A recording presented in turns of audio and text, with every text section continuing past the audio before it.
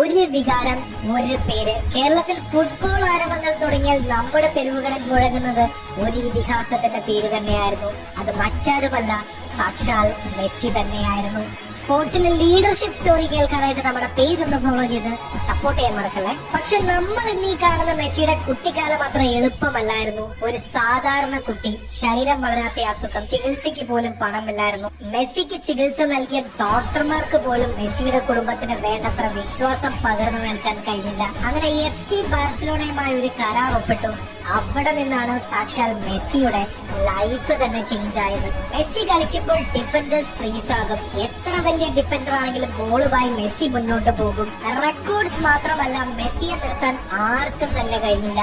ഇത് ടാലന്റ് അല്ല, ഇത് വിൽ പവർ ആണ്. കേരളത്തിലെ ഓരോ ഫാൻസും ഫുട്ബോൾ എന്ന് പറയുന്നത് വെറും ഒരു ഗെയിം അല്ലായിരുന്നു, ഒരു വികാരം തന്നെയായിരുന്നു. പക്ഷെ വേൾഡ് കപ്പ് ഫൈനലിലെ തോൽവി ലോകം തന്നെ തീരുമാനിച്ചു മെസ്സിയുടെ കഥ അവസാനിച്ചു എന്ന്. പക്ഷെ മെസ്സി ഒന്നിനും മറുപടി കൊടുത്തില്ല.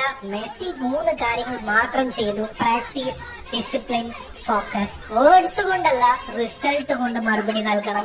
2022 ഖത്തർ വേൾഡ് കപ്പിൽ മെസ്സി കപ്പുയർത്തി. മെസ്സി നമ്മെ പഠിപ്പിച്ച ഒരു കാര്യമുണ്ട്: സൈലന്റ് ആയാലും പ്രശ്നമില്ല, നമ്മുടെ റിസൾട്ട് ലൗഡ് ആയിരിക്കണം. മനുഷ്യരാശിയിൽ അസാധ്യമായി ഒന്നും തന്നെ ഇല്ലെന്ന് തെളിയിച്ച ഒരേ ഒരു പേര് മെസ്സി തന്നെയായിരുന്നു. അങ്ങനെ മെസ്സി